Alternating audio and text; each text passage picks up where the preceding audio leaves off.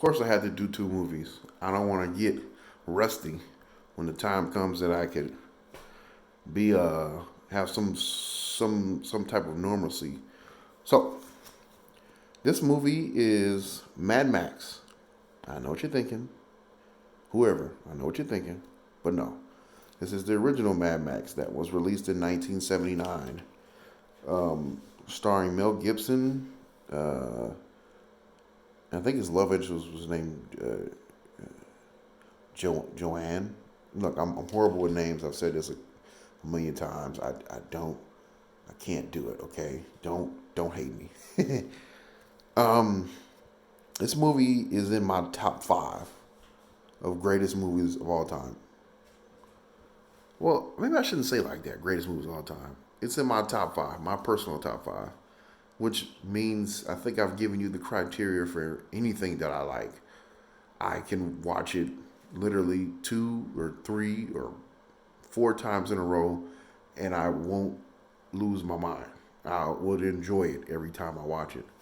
Of course, you're gonna have to give me maybe a couple months before I watch them.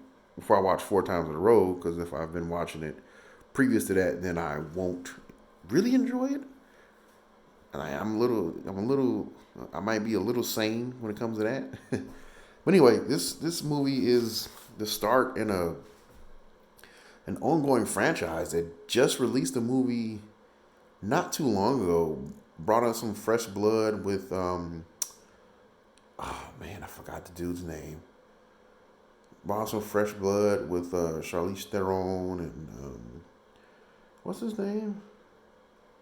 I forgot the guy's name. I'm sorry, but he was in The Revenant and uh, he was in Batman. He was Bane in Batman, and he played some guy named Bronson. I think his name was. I don't know what I'm talking about now. Let's get back to the movie. Um, where do I start with this film? How can I describe a film that I've just put out in the public air that is in my top five? How do I describe a film like that without I can't be not I can't not you know what I mean be biased when it comes to this film because I have like some type of emotional attachment towards it, which I know it sounds weird, but I've watched it so many times in so many different scenarios, and I can't speak enough good about it. Let me see if I can pick out the bad things about it. Well, matter of fact, let me do a decent job. First of all, let me try and give you an overview of it. So it starts out pretty simple.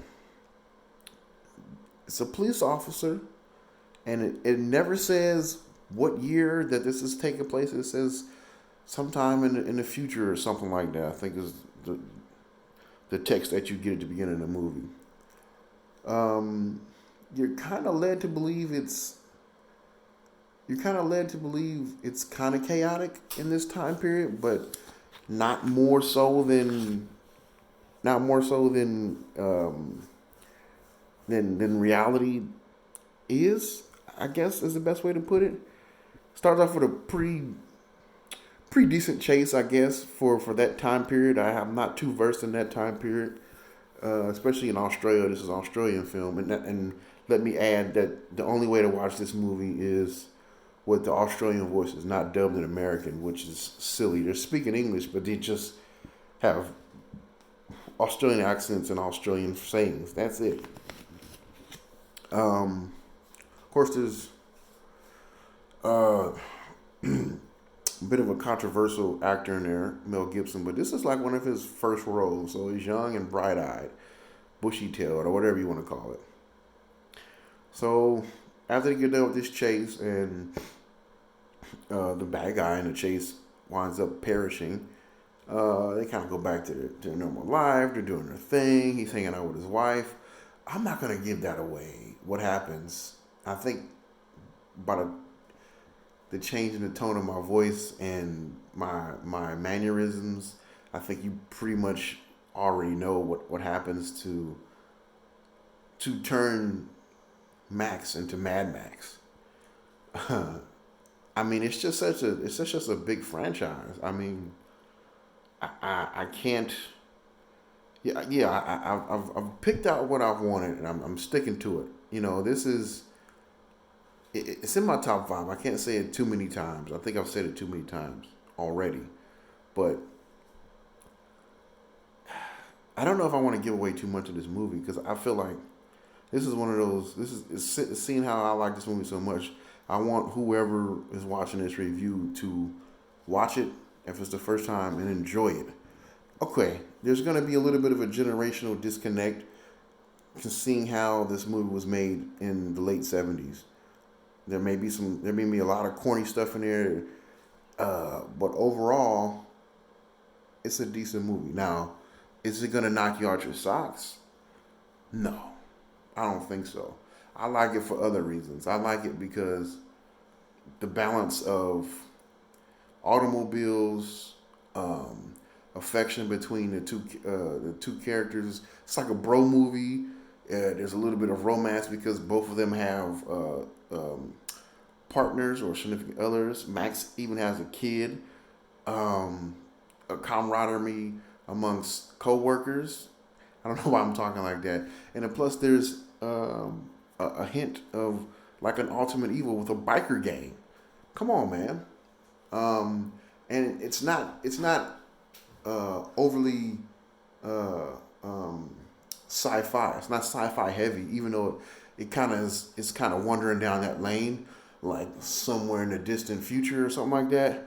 Just with the word future is kind of like testing the waters, kind of like seeing what's going on over there. Um, I'm just ranting. I really like this movie. Um,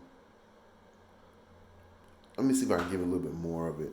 So I was left off at the part after this chase. Max is pretty. His character is pretty tired. You know what I mean? He's pretty much he's battle weary. If you could if you could say that. I mean, they're dealing with type of stuff all. They're dealing with this type of stuff all the time, and he decides to take a vacation. But he really quit. But his boss is like, "Don't worry about it. Just take a vacation." He's like so good at what he does.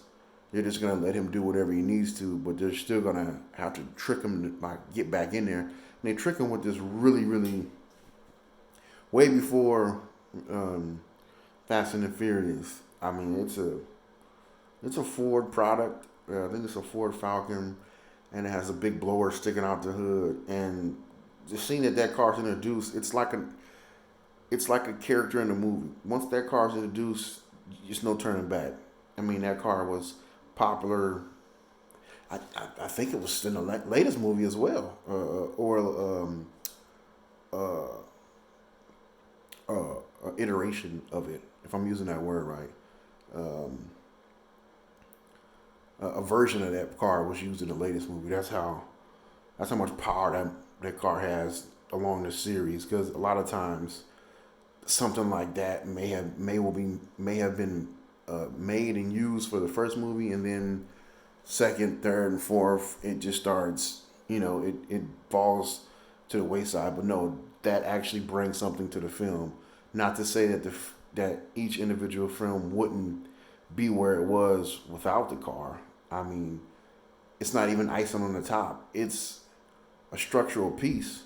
Um, would I call it load bearing? Yes. I'm jumping all over the place. I know this is probably seems like I'm just ranting, but hey, gotta do something to kill time. And what better way to kill time than to talk about my top five? This is one of my top five. I'm not gonna tell you what spot it's in the top five because I'm the way things are looking. I may be able to go through my whole top five, but it deserves a watch. Mad Max, top of the line, my top five. Did I give enough? Did I give enough of the movie to make people interested in it? I don't think so. I don't think I give enough. It deserves a watch though, but I don't think I made a good enough case for that. I only told you a little bit at the beginning, and I hinted at something. let's see how many chase scenes are there. There's like one, two, oh, three. That's a good one. That's not really a chase scene, but he's like riding in that one. Like four, maybe. I want to say there's more because there's a chase at the end too. So it's like, oh, and there's even some hints of like Saw type stuff. And I know they're coming out with a version of that, a new version of that movie soon. So there's little there's little hints in this movie, or not hints, but there's little things that are done in this movie from 1979 that I'm seeing in newer films. So that lets you know that filmmakers of like today and the not so distant past have watched this movie probably as much as many times as I have, and taken things from it and recreated it in their own films. So I mean, come on.